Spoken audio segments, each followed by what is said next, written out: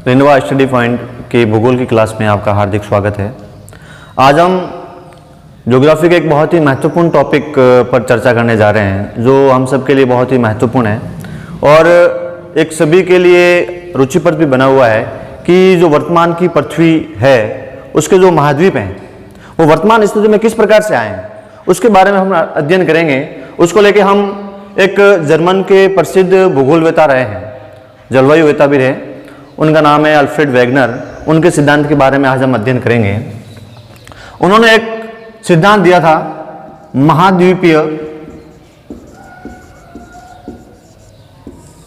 विस्थापन सिद्धांत।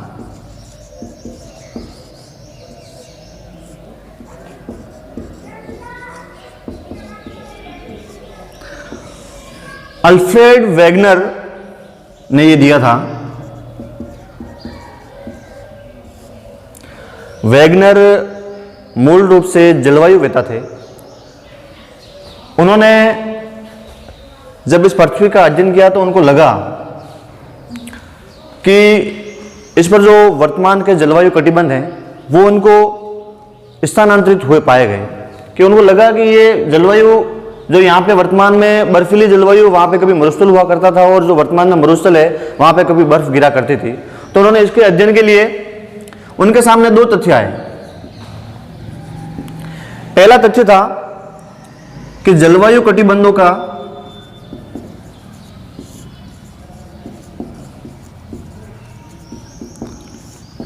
स्थानांतरण हुआ है और जो महाद्वीप हैं वो स्थिर रहे।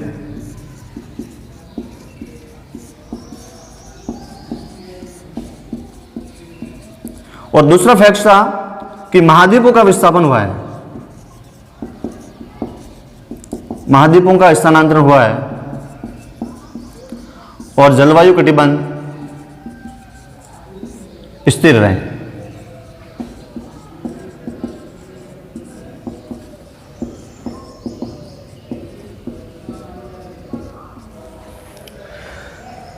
इसमें इन दोनों में अगर बात की जाए तो इनको सबसे जो उचित लगा कि भाई क्या हो सकता है, इनको लगा कि जलवायु कटिबंधों का तो स्थानांतरण हो नहीं सकता, इस पृथ्वी पे जो महाद्वीप हैं उन्हीं का स्थानांतरण हो सकता है। तो इसको लेकर इन्होंने महाद्वीपीय विस्थापन सिद्धांत दिया। हम महाद्वीपीय विस्थापन सिद्धांत के बारे में अध्ययन करेंगे।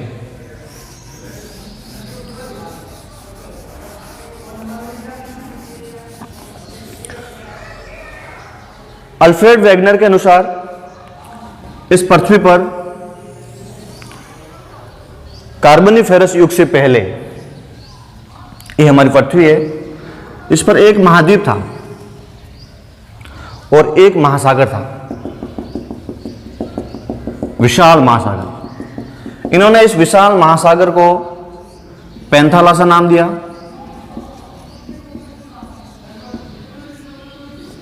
और इन्होंने इस महाद्वीप को पेंजिया कहा।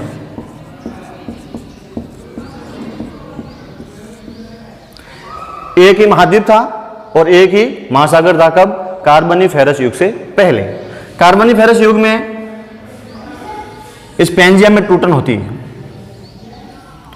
और ये पार्ट दो भागों में बढ़ जाता है, जिसको अंगारा लैंड और इसको गोंडवाना लैंड का।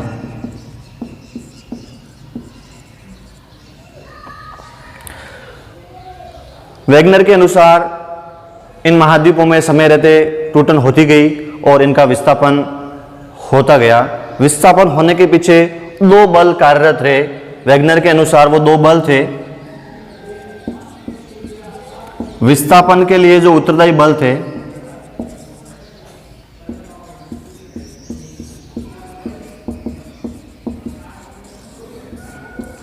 ये बहुत ही इंपॉर्टेंट है।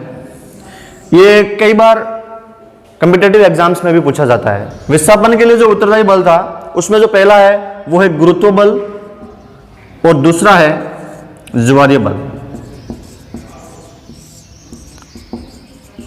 ज्वारीय बल सूर्य और चंद्रमा की वजह से लगता है। अब इन दोनों बलों की वजह से इन महाद्वीपों का विस्थापन किस तरफ हुआ है, इन महाद्वीपों का प्रवाह किस तरफ हुआ है, वो बहुत ही इंपॉर्टेंट है। गुरुत्व बल के कारण महाद्वीपों का प्रवाह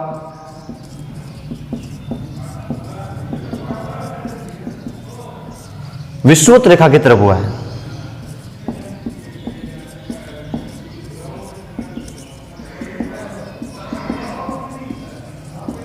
विषुवत रेखा की तरफ हुआ है, जिससे वर्तमान का इंडिया, भारत, ऑस्ट्रेलिया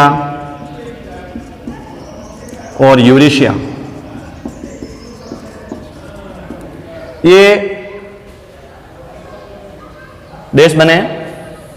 और ज्वारीय बल के कारण, जो कि सूर्य और चंद्रमा की ज्वारीय शक्ति के कारण बने, जिससे महाद्वीपों का प्रवाह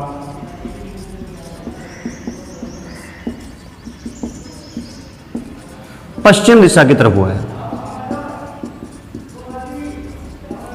पश्चिम दिशा की तरफ हुआ है, जिससे वर्तमान के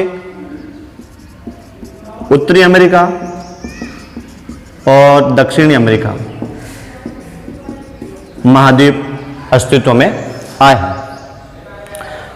वर्तमान की अगर बात करें अपन, वर्तमान पृथ्वी पर किस हिसाब से और वैगनर का सिद्धांत किस प्रकार से इसके पक्ष में जो तथ्य आते हैं उसकी बात करेंगे कि भाई ये वैगनर ने सही कहा है कि महाद्वीपों का विस्थापन हुआ, टूटन हुई। तो इसकी बात करें तो इसके पक्ष में कई तथ्य हैं जिनका अपन विश्लेषण अगले तथ्य में करेंगे, बहुत बड़ा टॉपिक है। लेकिन ये शॉर्ट में बताऊं तो एक इन्होंने बताया था, पक्ष में प्रमाण की बात करेंगे तो इन्होंने बताया था साम्य स्थापना, जिसको अपन इंग्लिश में जिग्सा फिट कहते हैं।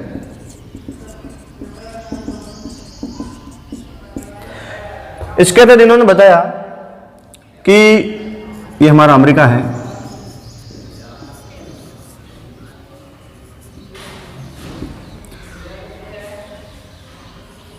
और ये यूरोप,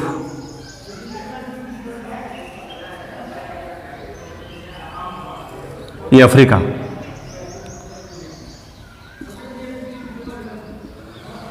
अगर हम अफ्रीका महाद्वीप को दक्षिणी अमेरिका महाद्वीप से मिलाएंगे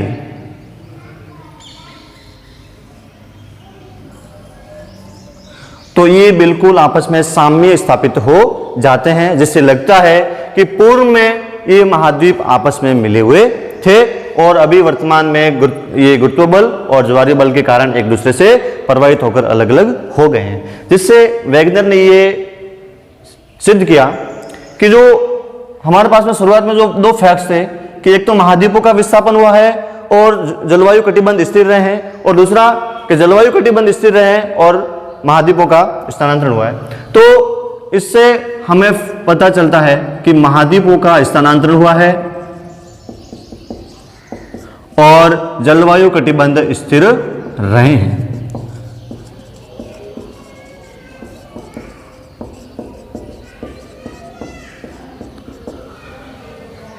अगली क्लास में हम इस सिद्धांत से रिलेटेड जो इसके पक्ष में प्रमाण है, 4-5 पक्ष में प्रमाण है, उनके बारे में विस्तृत अध्ययन करेंगे कि ये किस प्रकार से वैगनर का सिद्धांत सही साबित होता है और वर्तमान की जो पृथ्वी अस्तित्व में आई है वो महाद्वीप अभी भी वर्तमान में विस्थापित हो रहे हैं या नहीं हो रहे हैं, इसके बारे में हम अगले टॉपिक में अध्ययन करेंगे।